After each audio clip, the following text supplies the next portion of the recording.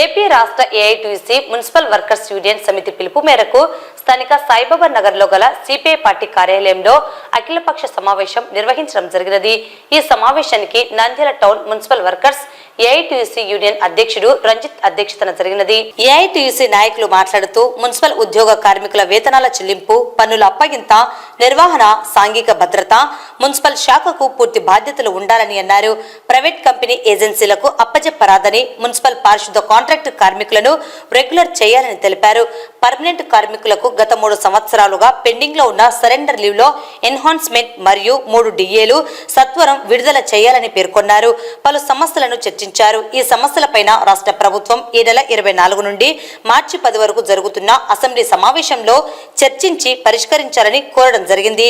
లేని ఎడల దశలవారీ ఆందోళన నిర్వహిస్తున్నా పరిష్కారం కాకపోతే AP municipal workers union AITUC రాష్ట్ర సమితి పిలుపు మేరకు మార్చి 6వ తేదీన చలో విజయవాడ అసెంబ్లీకి పెద్ద ఎత్తున తరలిపోవడం జరుగుతున్నదని, అలాగే మార్చి 3వ తేదీన నంద్యాల కలెక్టరేట్ కార్యాలయం ఎదురుగా జరిగే ధర్నాను మున్సిపల్ కార్మికులందరూ కలిసి జయప్రదం చేయాలని పిలుపునిచ్చారు।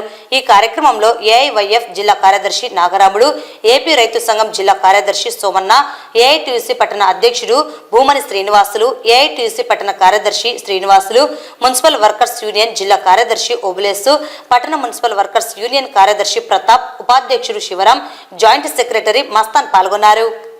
రాష్ట్ర వ్యాప్తంగా ఆందోళన పిలుపులో భాగంగా దశల వారీగా ఆందోళన చేసుకుంటూ వస్తున్నాం। అయినా గవర్నమెంట్ కు మాత్రం చీమ కుట్టినట్టు కూడా లేదు। ఈరోజు కార్యక్రమాలు చేసి చూస్తున్న వారు అధికారులు కానీ మరియు మంత్రులు కానీ మున్సిపల్ అధికారులు కానీ ఎటువంటి చలనం అనేది లేదు। మరియు నా లోపల సమస్య పరిష్కరించకపోతే ఆ చలో అసెంబ్లీ కార్యక్రమం 6వ తేదీగా చలో అసెంబ్లీ కార్యక్రమం ముట్టడి జరుగుతుంది। కాబట్టి వెంటనే స్పందించి గవర్నమెంట్ ఈ సమస్యను పరిష్కరించాలా। ఎంతమంది మంత్రులు మారినా కానీ మున్సిపల్ కార్మికుల తలరాతలు మాత్రం మారడం లేదని చెప్పేసి ఈ సందర్భంగా తెలియజేస్తూ, రేపు జరగబోయే ఎటువంటి సమస్యలైనా జరగవచ్చు, దానికి ప్రభుత్వమే బాధ్యత వహించాల్సిన అవసరము ఎంతైందని చెప్పేసి తెలియజేస్తూ, లేని పక్షంలో పెద్ద ఎత్తున ఏఐటీసీ ఆందోళన పిలుపునిస్తారని చెప్పేసి తెలియజేస్తున్నాం। ఏఐటీసీ రాష్ట్ర పిలుపు మేరకు ఈ రోజు మేము పడుతున్నటువంటి ఇబ్బందులు కానీ ఇలాంటి సమస్యలైనా మాకు కొత్త జీవోలు తేవడము, మా మున్సిపల్ వర్కర్స్ ను వేధించడము, ఇద్దరు చేసే పనిని ఒక వ్యక్తి చేపిస్తూ మా మున్సిపాలిటీ అధికారులు ఎంతో మమ్మల్ని వేధిస్తున్నారు। కావున ఈ ఏదో కొత్త జీవో తెచ్చారంట, ఆ జీవోను కొంచెం తొందరలో రద్దు చేసి జీవో రాకుండా మాకు ఇదే పనిని కంటిన్యూగా చేసేలాగా ఉండేటట్టు కోరుకుంటున్నాము।